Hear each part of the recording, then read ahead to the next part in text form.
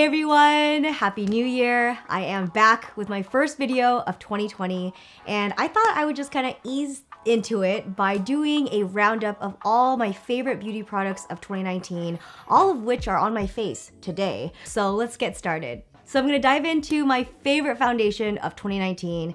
It is Dior's Backstage Face and Body Foundation. I'm in the shade 2W, and this was the foundation that I just was constantly reaching for. Like, look at the bottle. Like, it is haggard, it is peeling, but it just shows you that it was well loved by me. This was like my everyday foundation because my skin doesn't really need like a full coverage foundation, but I still like something more than just like a tinted moisturizer. Like, I'm still on the hunt for like a nice everyday tinted moisturizer, but this was something that was like in between, which I liked. I really like the consistency of this. Like, can you hear that? It's like super thin and just kind of watery, but do not let that fool you. It still has like medium coverage, and I'll use like maybe a quarter size amount of it, and it'll be enough to cover my entire face. And if I want something that's more glam and full coverage, I'll go in with the second layer, and it builds really nicely.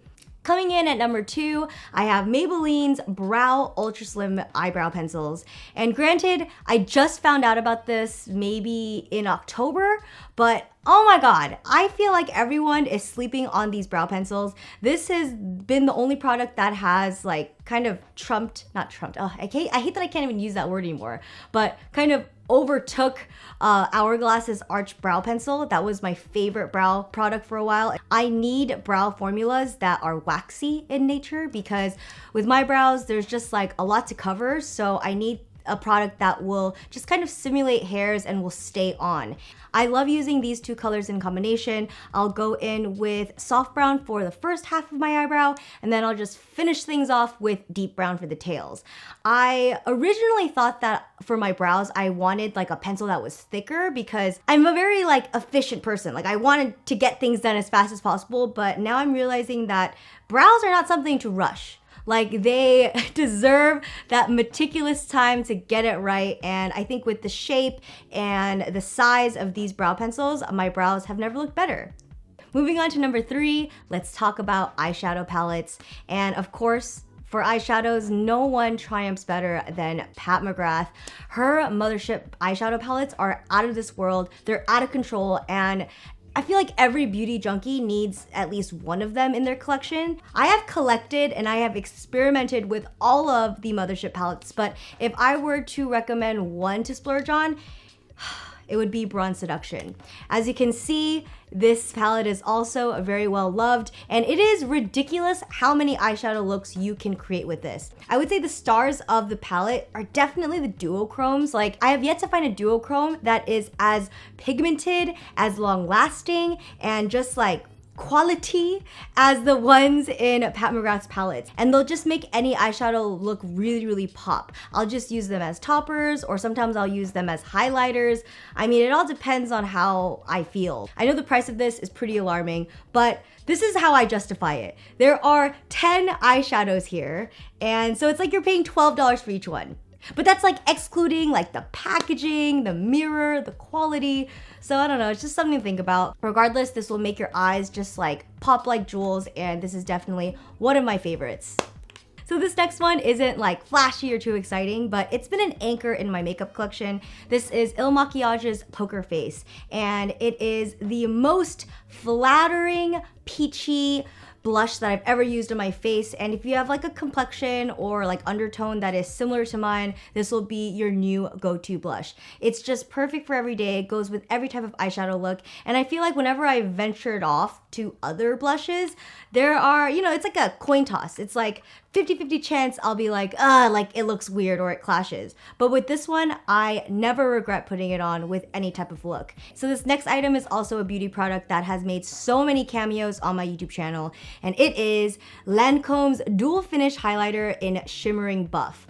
Now, I've always loved highlighters that don't like fuck around. Like, I like pigment. I like an instant boom shine, and this highlighter has given that to me. This is one of those highlighters that is like obviously a powder, but when you touch it, it kind of like has like a buoyancy, like slightly. It almost feels like clay. And then when you put it on your cheek, it like looks kind of wet, if you know what I mean. But regardless, this makes your face pop, it makes it shine, but it doesn't have that texture, and it's awesome. Moving on to lip products, you know, both of them are orange. They're pretty much identical, but I kind of wanted to give you the backstory. So the first lip product is M Cosmetics Faded Clementine. It's what I'm wearing on my lips right now. It's just this perfect shade of tangerine. Like, I know orange lips may seem like intimidating, but with this color, I feel like it's universal. I don't know, I just feel like it's a very flattering orange shade, like a nice like entry level orange shade if you want to experiment. It's like kind of like a moussey texture that feels very, very comfortable on the lips. I could wear it all day, and it smells really good. Oh, it smells like marshmallows. No, it smells like vanilla marshmallows. Oh, and following right behind it is L'Oreal's I Achieve. This is like pretty much the exact same color as Faded Clementine, but it's just like a more watery texture. Like, this is more of like a lip tint, so I'll just make sure that my lips are moisturized. I'll slap this on, blot it off. With this color, I don't transfer on anything. It just kind of gives my lips a nice flush. So basically, if I'm wearing like any type of orange lip color, it's one of these.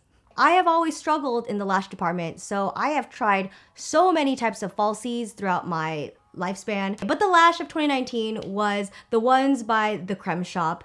This style 523 is one of my favorites. It just gives you that natural extra oomph with your eyes when you don't want to look like too glam. There are some times where you wear a lash band that's too thick and you just feel out of place, especially when you're just like with family. You're like, I did not need to wear these Huda lashes right now. These lashes just give you that really natural, flirty look, and they're only $5. And if I'm really adamant with like cleaning and storing them, I could probably wear them up to like 5 to 6 times. So definitely get your money's worth with these. So now we're gonna transition into some skincare products. This is Fresh's Soy Face Cleanser. I'm positive that this is Fresh's best seller, and for good reason too. This is so gentle on my skin, but it still does such a great job removing any extra makeup off my face. Some other cleansers, even after I double cleanse, like I'll look at the towel and I'm just like, there's still like makeup. How? I don't have that issue when I use this, and it's really important to have a clean face before you put on the rest of your skincare. Like, if you still have shit and gunk on your face, all the like the toners, the essences, the serums, the night creams, the oils, they're blocked by the makeup. It's like kind of like drilled into my head to just always have a very, very clean canvas. I also love the smell of this. It has like a cucumbery smell, and I just die. I mean, if you don't like the smell of cucumber, you're not gonna like this, but when I use this, I just like get transported to just like a spa with my botanical drink. Just good times, good times. This is an oldie, but a goodie. It is SK-II's Facial Treatment Essence. I feel like this is just like a given. Like, y'all know I use this.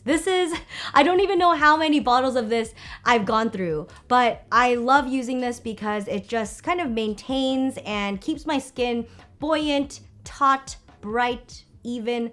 Love this. The key ingredient is Patera, which is kind of like a strand of fermented yeast that has just amazing properties that help the skin. This is something that I do after I tone. I'll put like a pool of it on my hand, just kind of press it onto my face, and it just drinks it up. And it obviously has like great components for the skin, but it also preps the skin for the serums that you're about to put on and the oils. This is definitely a critical item for me. So my last item is La Mer's Renewal Oil. Out of all the oils that I've tested and tried on my face, I just keep coming back to this one because this one does such a great job just nourishing and hydrating my face. It's insane. Prior to 2019, I was just like kind of apprehensive about using like an oil on my face because it feels so thick. But as I get older and my skin is starting to transition into something that's a little bit more dry, oils are amazing. This is the last step to my skincare routine. I'll put maybe like 5 drops on my hand, rub it together, and then press it onto my face. And bada boom, bada bing. And there we have it. Those were the 10 beauty products of 2019. They've made the cut. Congratulations. I would love to know your guys' favorite beauty products in the comments down below. I want to thank you guys so much for watching, and I'll see you guys in the next one. Bye. Mwah.